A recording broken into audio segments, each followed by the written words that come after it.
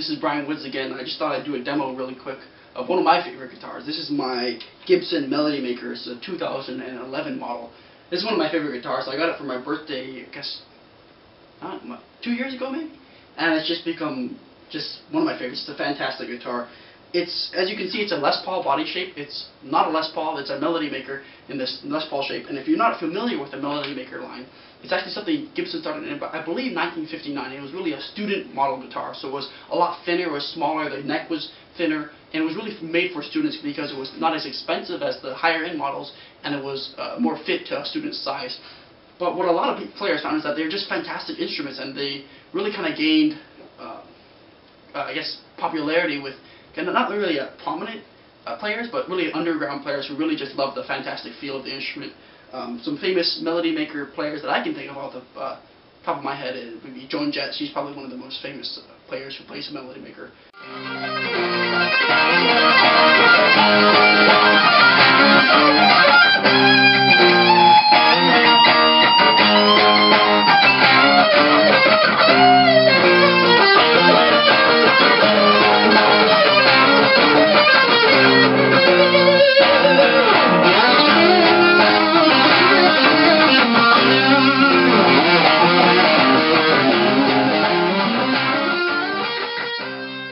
It's a really thin maple body, so it's a really unique tone. A lot of Gibson guitars are made of mahogany with maple, but this is just a simply maple body. It's made completely maple. It's a fantastic body. I love it. It's really small, so it's not as heavy because maple is a very heavy wood. If you make a thick maple body, it would be really kind of sagging on the shoulders, and it would really be uncomfortable. But this is a very comfortable body because it's so small and thin.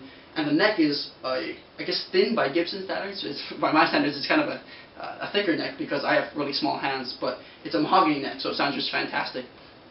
And the fretboard is really cool. It's baked maple, so it's maple that's been put in an oven without oxygen, and they kind of bake out all the moisture and all the impurities, and it becomes a really stiff and solid wood, and it's just fantastic. It feels great under my fingers. The frets, I don't know, I describe them as medium jumbo frets. They're fantastic. They're great for bending. I mean, they're not enormous shredder frets, but they're fantastic for what I play and the style that I use.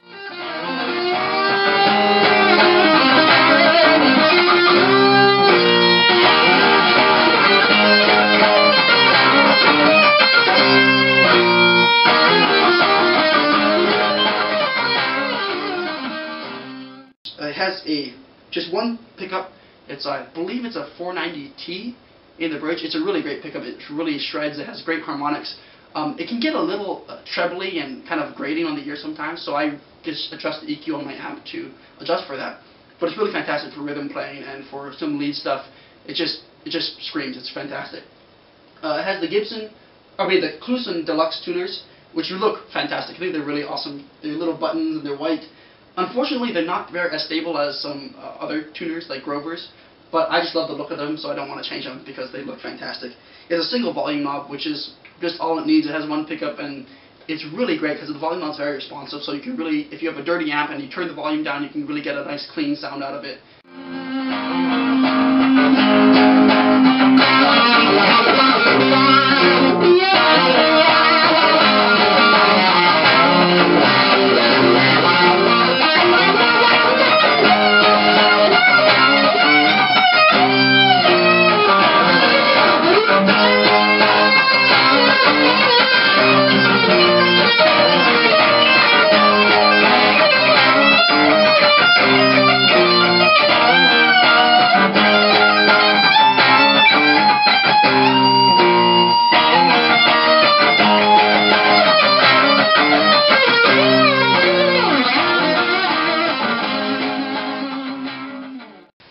It's just a great guitar. I absolutely love it. It has a wraparound tailpiece without intonation, little marks, or you can adjust it with some Allen keys. It really doesn't bother me that much. If I was really into it, I would adjust it to get the intonation better or change the bridge, but it doesn't bother me that much. A fun fact of the day is that this wraparound tailpiece and the Tune-o-matic bridge you see on a lot of Gibsons, the combo actually, was invented by Gibson's president, Ted McCarthy. I don't know if he invented it, but he held the patent for it. Ted McCarthy was one of the most important things that happened to Gibson because his management style was fantastic, and he was able to bring Gibson back into the into a prominent light in the guitar community. Interestingly, after he retired from as being the CEO for Gibson, he was a big mentor to Paul Reed Smith of PRS Guitars, and Paul Reed Smith actually has a model named after Ted McCarthy called the McCarthy model.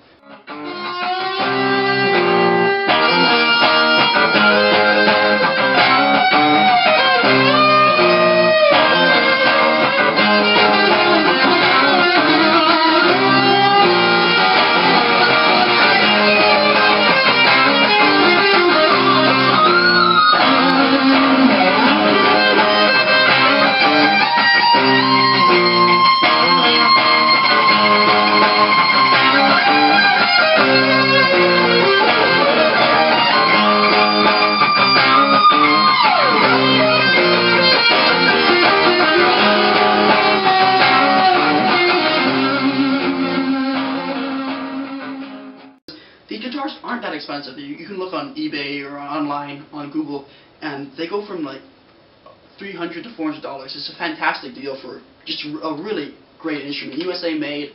It's really awesome, and you can just make it your own, you know. And I like to wear my guitar around the house and walk around and play and strum and make up songs and stuff, but I'm kind of a clumsy guy, so I bang it around, and there's a lot of marks on it. It's not that old, but it looks like it's been through a lot. But that's really fantastic. I love it about the guitar, that it's something that you can make your own, and it becomes part of your playing, and it's just it works for you, and it's just a great guitar that I love. Maybe these two tones. Here's a clean sound. It's slightly dirty, but really pretty clean.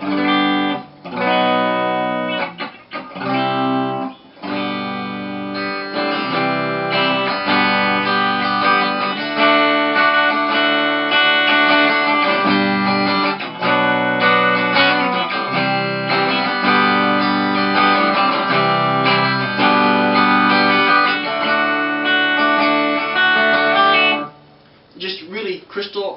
Again, it can be, you gotta be careful about how much trouble you mix into your sound. But also, a great thing about having the single volume knob right here is you can do awesome volume as well. So it's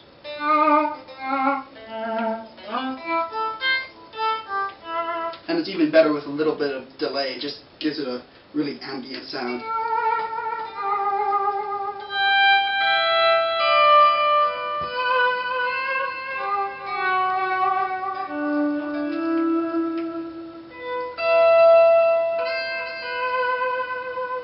And it's really comfortable to just swell it in. It's in a great spot. But one of my favorite tones is just if I put in the distortion and just...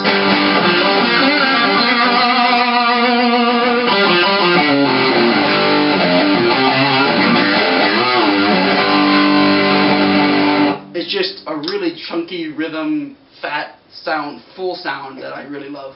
And it's also fantastic for leads. Not that. With the distortion.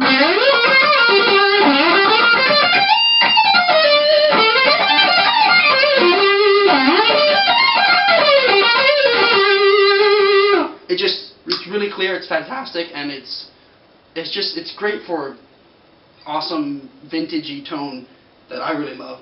Anyway, so this is my 2011 Gibson Melody Maker. It's just a fantastic guitar. I know that for the 2011 models that they made them in the Flying V shape, an Explorer shape, an SG shape, and a Les Paul shape. So it's really a versatile range, and they made them in black, white, and blue. So it's really got a lot of choices. If you want to check one out on the internet, again, they go for a really great amount.